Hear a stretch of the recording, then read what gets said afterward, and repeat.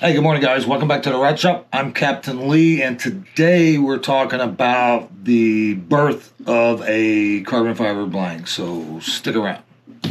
Exactly a week ago, I was in Woodland, Washington at NFC's facility learning about blank construction. The very first thing that we did after the Q&A on Friday night and then a little bit Saturday morning is we were in a classroom setting in the Edge Rods building, and we went over to the actual production facility, and the first thing you're going to get to see is how they start with rolls of carbon fiber and get the cutting process done. In the next video after this one, we're going to go into the rolling, and then we'll go into baking, and eventually we'll get through to a finished rod. Today we're going to be talking about the actual cutting of the carbon fiber and the different kinds of carbon fiber that will go into a blank made by NFC. Gary was awesome. He would answer any question you had. He's great at storytelling. Alex, who you will see in this video, he's the CEO, and he's the guy that's running the show pretty much now. Gary's around, but Alex runs day-to-day, makes the trains run on time kind of guy. Very knowledgeable, has worked for Gary for a very long time, knows everything there is to know about blank construction and design, and him and Gary argue quite often from what we gather. Gary wants to make the lightest possible thing, and he's always saying, no, it's too heavy, and Alex wants to make the durable so we don't break them, and he's like, no, it's too light. So to see them two go back and forth was quite interesting. As a business owner, I respect what I saw there. Gary does not hire people who agree with him necessarily.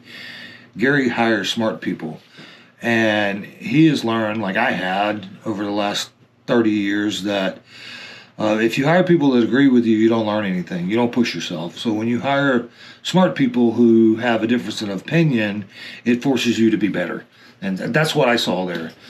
The other thing I saw was a very loyal workforce. NFC is in this tiny little town in a valley in Washington, kind of surrounded by the Lewis River and the Columbia River. We stayed just south of there, and as I come up over the interstate, you come rolling down the hill, and then there's Woodland, and it's a beautiful little town. It's only about 10,000 people. That is part of the problem. Now, one of the first questions I asked once they opened it up last Friday night to questions was, and it's the questions you guys had, why does it take so long to get a blank? Why don't you guys answer the phone when we call you? And why is the website horrible? It comes down to basically the way that NFC builds rods. It's highly skilled labor building them by hand. That's why they're so good. And you have 4 or 5 other blank manufacturers in that one little town of 10,000 people. So finding enough qualified help to build rods is tough. And in fact, one of the first questions they ask when you come to interview with them is, do you fish? And if the answer is no, the interview's done. Everyone in that plant fishes. That's another reason why they're so good. They're building stuff that they are going to want to use too. So there's a lot of things. They are aware of these problems. They are doing everything they can to mitigate the problems, but it all boils down to getting enough of the right people to build these blanks, because they don't take the industrialized shortcuts that a lot of blank manufacturers take. Everything is done by hand, as you will see in a minute. The weekend was unbelievable. They allowed me to film everything. You're going to see 90% of what I saw. The video does get a little shaky at times because I didn't drag my big tripod with me to try to get perfect video. The audio is great, so listen. Where I could get really stabilized, I did. There's a little bit of shake in some spots. Just bear with me on that. The information is worth a little shaky video. So to set up what happened, Saturday morning we met, kind of had breakfast, a little Q&A. They split us up. We walk across the parking lot, and the first room we go into is the carbon fiber cutting room, where every piece of carbon fiber that goes into every rod that NFC makes is cut by hand. And that's what you're about to see. So it gets a little long. It's a lot of information. If you're a nerd like me and you like to know the who and why and where of things, you're going to really enjoy this. So here we go. Take it away, Alex. All right. So carbon fiber, at least in our company, starts its life in pre-preg form. And what that means is it's pre-impregnated with resin. You're holding a sheet. Mama, you got one for me? Yes, absolutely. Vicky's been working at this company longer than I have. So if she tells you something, you better do it. If you upset me, there's hope for you. If you upset Vicky, there's no hope for you. I know, I'm still changing the table. So material at North Fork Composites, we get it in pre-preg form that's formulated by Torre or Hexcel or another pre-preg manufacturer. Now, carbon fiber is a combination of a couple of things. So go ahead and feel free to just take this material off the top and pull it, and you'll see that it'll tear. Now, what this is actually called a scrim. So when you hear somebody say, hey, you know, the material has a scrim on it, whether it's a glass scrim or a carbon fiber scrim, that's what they're talking about. It's typically a bale. This happens to be a fiberglass scrim. It's a fiberglass scrim that is on top of the carbon fiber. Now, the actual carbon fiber, go ahead and peel off a portion of it, and you'll be able just to tear a chunk, but if you pull it off, you'll be able to see that the fiber, Here we go. the actual carbon fiber, is thinner than a strand of human hair. You can just feel free to yank it and just pull it apart. And you'll be able to pull it sideways, and you'll be able to see that that's the actual fiber itself. Yes, all that fine hair stuff that you see, that's perfect. Now I'm going to ask you to do something. That material that you just pulled apart, and it was easy to pull apart this way, take it and pull on it with all of your might in the lengthwise direction. If one of you breaks it, we'll give you $1 million. I swear, I get me on camera. If you're able to pull this material, it's actually a trick question. It'll take 14,000 pounds of pressure to break carbon fiber in the zero direction. So as Gary was talking about hoop strength, and he'll cover more of that later, it is humanly impossible to pull that fiber in the zero direction and break it. It's so strong. That's what makes it. That's what makes it amazing. Now the resin that's on this is incredibly toxic. Don't touch it with your fingers.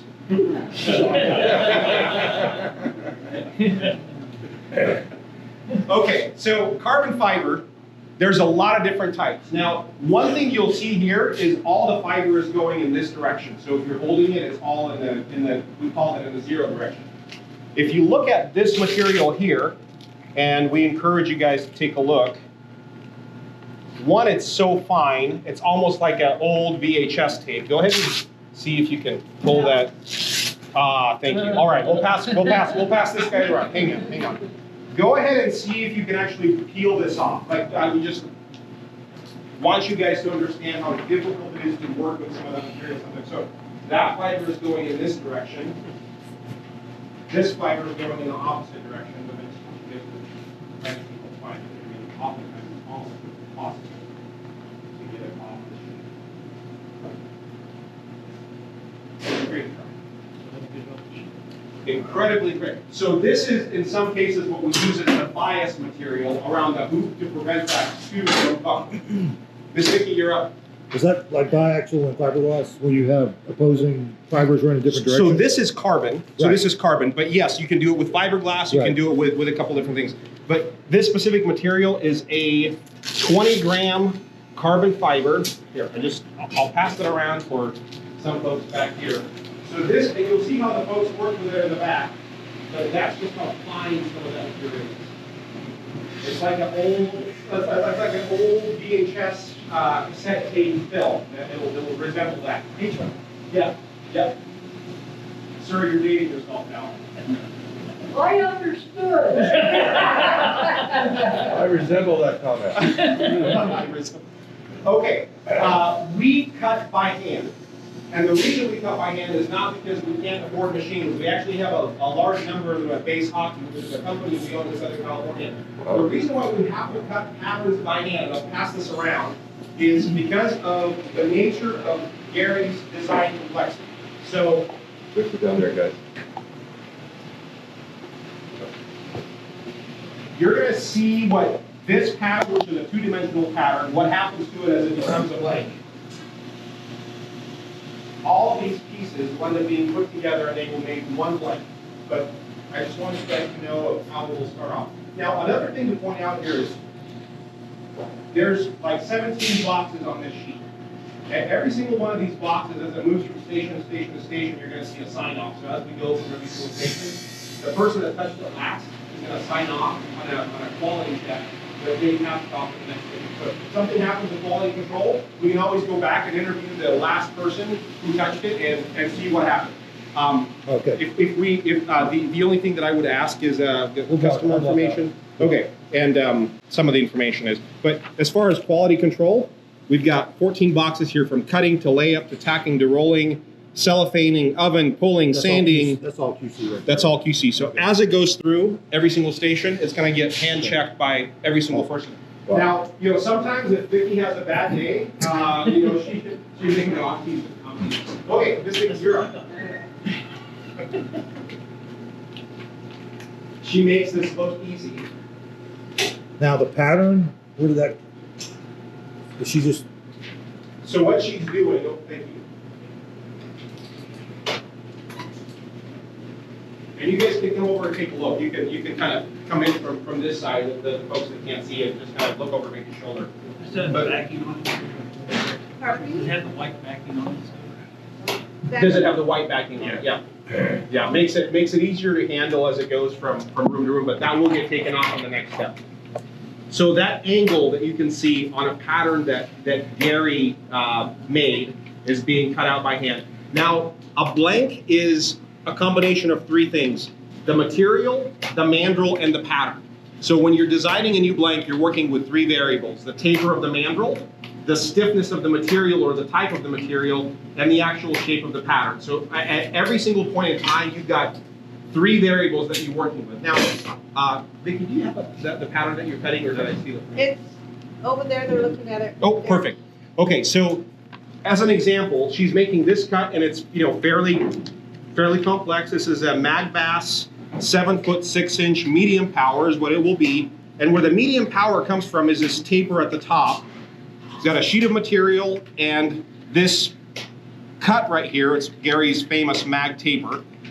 Is what makes that blank have that extra fast action, but that softness at the tip. If you put this pattern on a different mandrel, it's going to have a different action. If you substitute a different material, it's going to have a different stiffness and a different recovery. So you're working with three things when you're doing blank design. And Gary will cover the design aspect of it, but this is how that two-dimensional pattern from a sheet of carbon fiber prepreg starts to resemble a blank. This is the very first process it'll get cut by hand. Vicki is cutting 72 of this specific pattern. And sometimes it's 150, sometimes it's 36. We talked about minimum order quantities. We try to optimize to not waste material. So, in some cases you'll have material that'll get thrown away. This may get used for something, that may not get used for something, but that's what we try to do. We try to optimize for the material. This meat that she had pinned down with magnets, so that's a magnet. It's not just a weight. No, this is just a weight, not a magnet at all. So, the metal underneath was just for her not to cut through? That's it. Okay. That's it. Yep. Spraying, is that insignificant? Very insignificant. Yep. Yep. Yeah. One of the things that happen in this room sometimes, if Vicki has a bad day, she'll drop a weight on the table and you'll hear an explosion and glass will go everywhere, and then you'll hear some choice curse words, and then we have to go out back and get another tabletop. So. The very first day I worked in here by myself, I broke the table. And you've only done it once, I just won't let you forget it.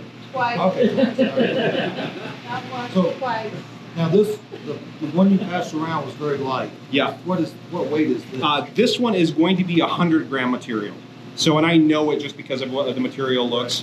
This would be an example of our standard modulus material, because our standard modulus material has a fiberglass reinforced scrim.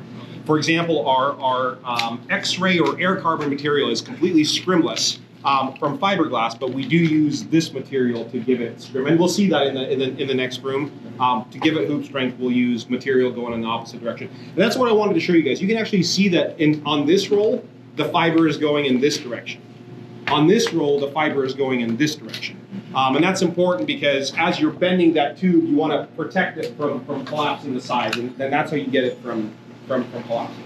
A couple years ago, I got a line that fractured just when I stretched a little bit, about 6 inches. Vicky had a bad day. Well, it had a very noticeable bump on the side. Yeah. What happened here that caused that bump? It wasn't here. It most likely happened in the cellophane taping process, and we'll see what happens. Sometimes if there's a power surge, you'll get a machine that will temporarily drop tension on the cellophane tape and create that bump. Now, they're supposed to catch it in quality control. You replaced it. But we're human. So, yeah, It was a small freshwater rod, and I mean, 4 inches of flex just snapped. popped it. Yeah. Well, and again, we'll see that as we keep going through production, but we try to exert so much pressure on the part. If we left a little air void in there somewhere that didn't get pushed out as it was being pushed through manufacturing, that's where we'll break.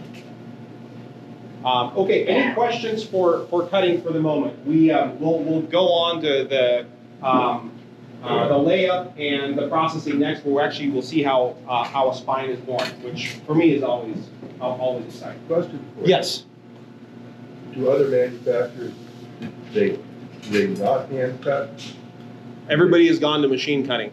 Machine cut? You'll see big Eastman tables, and look, an Eastman table is great when you're doing a pattern that doesn't have this type of curvature. If it's a simple pattern that progresses down, which what most of the guys do, non-mag tapers, very efficient. The problem is that knife, as it starts to turn, it'll start to slip, and you have to cut the patterns individually as opposed to being able to lay it down one over the other. So then it becomes more of a laborious process. But this is not a capacity constriction. One more time. It's not a constriction on your capacity. No. So mag taper, typically the top 2 feet is where his taper is? Correct. And that's the difference between an MB and a SJ? Correct. Okay. Yep. Yep. Now what happens is that mandrel too, as it gets to this point, specifically that point right there, that mandrel starts to sharpen up fast too. Right. So it's got one taper on the bottom, and we'll see some of those mandrels. Gary will show them later. As it gets to the tip, it starts to sharpen up. So there's two things that are happening. The action of that pattern, or the design of that pattern, and actually the taper of the actual mandrel. So where you put this taper is what affects your power? Yeah. Yeah. Also, how many times it's reinforced. So, for example, that pattern that we were looking at. Give it back to Vicky. Oh, it's right here. So this one right here has 2 reinforcing patterns. Sometimes, and this calls for 4 inches. So if you take a ruler and you measure this, this is going to be 4 inches in diameter. If you want a stronger butt, it may be 5 inches. It may be 6 inches. Softer part maybe 3 inches. So the amount of material wraps around the mandrel, and so the wall diameter also gives you how strong a leg. You can layer it or just keep rolling. Yep. Yep. And we'll see that. It's actually part of the spine too.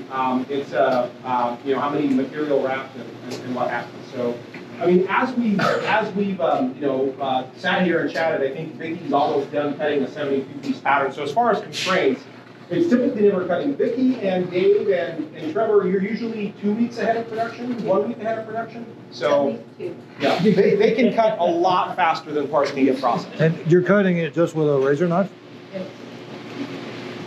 Okay, now if you're asking, it's never this way. It's always. Gotcha. Well, I know. It's a good thing you're a smart guy, because you're not funny. Vicky, how do you know that how to exactly cut the pattern? I don't see any. Yeah, the way it works is Oh, you have markers on the glass? No, I measure it all by hand. You have measured all the here? See the white If I marks? go White back, marks on it? Yeah, you did Oh, okay, you already measured it I've prior. already measured it before you Got guys it. came in. Okay. And got had it I already was set up. wondering if it was like a metal. No, Put it no, away. I do No, all she that does by it all by hand. sight, man. Yeah. Now, the pieces that are left over, there was a question here if this gets thrown out. So here's what happens.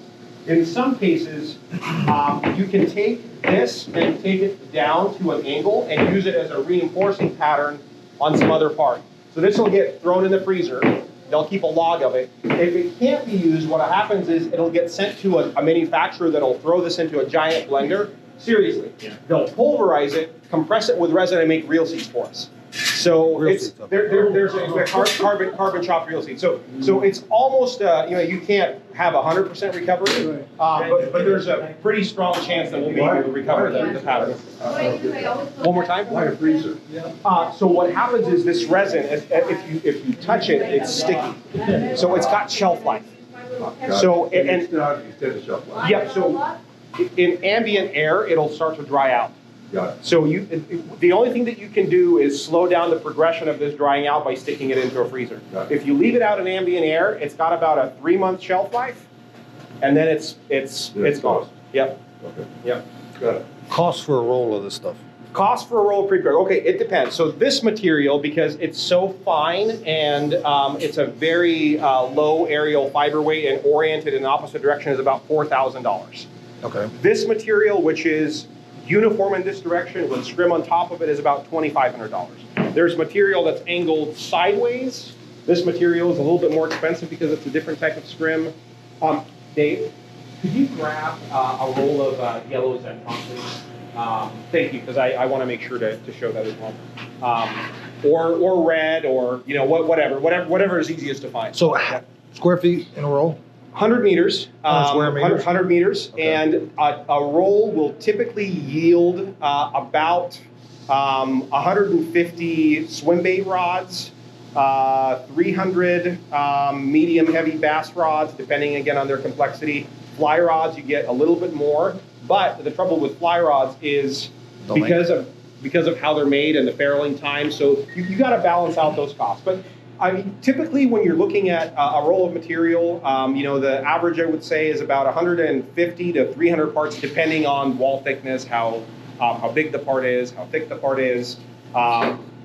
The material costs themselves are never, they're a factor, but they're never the major factor. It's the labor. Always the labor. Right. It's always the labor. So just for layman's terms, I mean, how much cost Yeah. average is associated with a 7-foot blank? So a 7-foot blank, give me a material. IM, HM, SM. Delta LMX. Delta LMX. So the raw material cost in the Delta is going to be about $11. For like an SJ705, Yep. something Yep. like that? And then the labor is going to be about $20. Okay. Yeah. So That's a lot of production. it's a lot of production. But the thing is, so keep this in mind. You have to look at labor cost as if it's fixed. So I'll give you an example. Let's say payroll is $100,000 a month. Right. Now, if you have 10,000 orders, or 10,000 parts, that's $10 a part. Right. Let's say Vicky's having a better of a day and production is more efficient and they're able to push out 12,000 parts for that same labor amount.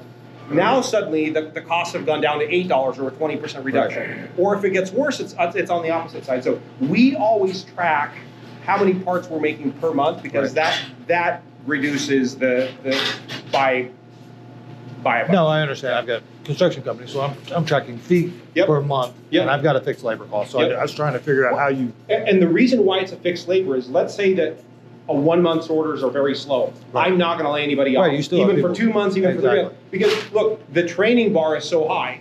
Yeah. It's like, what are you going to do? Yeah. It's years to train somebody back. 100%. Okay, now we talked about color, and we talked about specific. Break pattern. Yeah. So here's an example of Zentron that already comes pigmented yellow. So those blanks that you see that are challengers or yellow tip blanks or blue Is or red. that APFG or? Yeah. Okay. Yeah, so this is the APFG material. So it already comes to us with the yellow color in the material, in the actual resin. So this is a carbon fiber, and its natural color is kind of this dark black. Glass natural color is white, and they can pigment the resin with any color. So instead of painting in blank or adding additional weight to it, we have the pre-pregger actually add the color for us into the actual So material. this is the top if you're like 83, 5190 Yep. Stinger? Yep. Oh, okay. Yep. So the Challenger would be a gray material. Okay. The blue material would be a different color, like our iconic glass blanks. So Right. the various colors that all comes from Zentron that's already pigmented. You actually store this in a freezer? Yes. Yes. Yeah. It's cold. No, it really is Yeah. cold. Yeah. Yeah. No, and that's what we told you guys earlier is, so if you're working with some pre-preg at home to extend its shelf life, and you can use a chest freezer. There's a chest freezer here that are used for small parts. That'll prolong it from drying out. So if you buy some pre-preg somewhere, just make sure if you're working on it, and we'll go through manufacturing of grips with pre-preg in the second part of the day. But just remember, if you want to extend its life so it doesn't dry out, you have to stick it in the freezer. Average shelf life? Average shelf life is 3 months. Okay. So you can leave it out. That's in the freezer. In the freezer. In the freezer right. for 3 months. Yeah. If you leave it out, you're working with maybe 3 or 4 days before it starts to dry out. Okay. And you'll notice it'll kind of start to crinkle. It's So not as pliable. in the resin, there is a water component that's actually evaporating, or how's it drying? It's not a water component, it's an acetone component. Okay, so the it's- acetone, okay. The acetone is what's evaporating in that specific resin, and that's what gives it the ability to dry out. Okay. So, Question on the yes. Doing it like this gives you great flexibility. For high runners, do you have like a dedicated template? Yeah. Yep. Vicki, you got some pre-cut templates? Yeah, but behind me. So if you look behind you, you can see Yeah, you can see various shapes. Scoot on back just a little. I'll scoot back. Jesus. Yeah. Is that pretty heavy? It's like 10 pounds. Or it's probably more than 10 pounds. 8 pounds. It's 8 pounds? 8 pounds. But just to let you know, I never use these. I never use those. I always measure and whatever, because most of these are patterns that we had from a long time ago Thank you. and things that we are no Don't break a longer finger. making. But we do have them. So why wouldn't you make a new pattern? Is it just easy for you to measure and cut? Yeah. Okay. So damn good. Yeah, well, somebody's gonna make you look good. Yeah. Listen, I'd be lost without all of them, and they know it. Both the fortunate and the unfortunate is when I started here, and Vicki knows, every part of the process is kind of very, very peculiar. You have to do it for months and months and months before you let you progress to the next stage of your development. For him, shadowing is the real shadowing. So I started out in production. When I didn't have anything to do, when I was in the small cell section, I would go to the cutting room and I learned how to cut. When our cutter moved to Arizona, Gary came in and he was watching me cut. And he watched how straight I kept my knife and he said I was going to do a good job. So, yes, we learned everything here. I can go in there when I don't have nothing to do. I can work in there. I can work in the back end. I can go work up in Cross here. training is key. If Yeah. you want an efficient shop, cross training, you gotta have folks that are we've got a gentleman that works in shipping. When we get overwhelmed in cutting, he'll come over here and he'll help cut. So the company, like, for us, cross training is huge. If a machine goes down and you can't get somebody for maintenance to help, when you're laying underneath the machine and hydraulic oil is dripping off your elbows, and that's okay. All right, any more questions? Then we'll move on to behind door number 2. So, the Zentron Yes. is 360 Pro. How do you change the color of that on the tip there?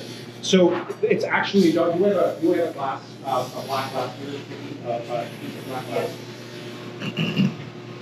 So the Zentron it doesn't just come in yellow. It comes in gray, in blue, in black. So that's a color of a 360 tip. So this is Zentron. This is Zentron right here, but it's already that color. Yeah. Okay. So as it becomes a pattern, though, it becomes overlaid with carbon and other pieces. So you'll have that Right. color, That wedge. that color, Yeah. that wedge sticking out. Yeah. All right, let's go over to that room behind right there. And you're welcome to either hang on to this or toss it, whatever you prefer. All right, guys. I don't know about you, but for me, that was a very interesting 20 minutes. I've watched it several times because I didn't pick up on everything when I was there, and it's a great refresher. I would encourage you guys to watch it a couple times and really get a basic understanding of how all of these different materials are chosen and put together in the different shapes on the mandrel. Because in the next video, hopefully next week, you will see us in the rolling room where they actually hand put every piece of carbon fiber on the mandrel, roll it, and wrap it with cellophane. So anyway, that's a tease for next week. Thanks for watching, guys. I'll see you next time. And we're out.